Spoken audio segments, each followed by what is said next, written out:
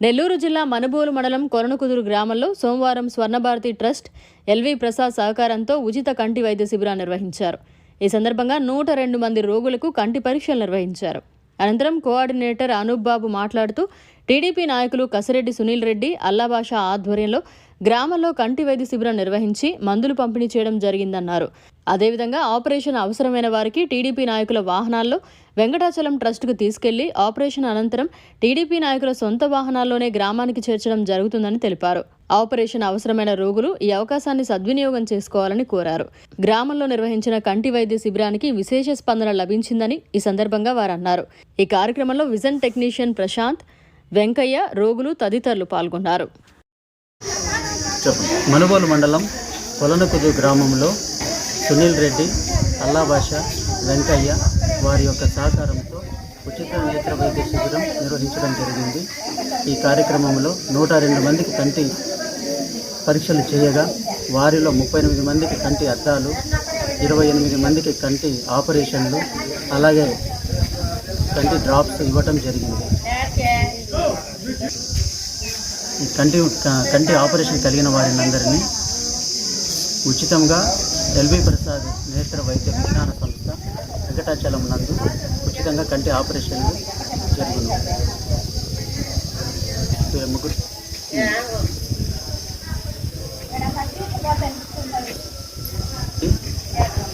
అల్లాబాషా, వెంకయ్య వారి ఆధ్వర్యంలో ఉచితంగా వారి యొక్క సొంత వాహనంలో వెంకటాచలంకు తీసుకుని వచ్చి మరలా కంటి ఆపరేషన్ చేసిన తర్వాత మరలా వాళ్ళు వారి యొక్క సొంత వాహనంలో కొలనుకొండకు తీసుకొచ్చగలరు.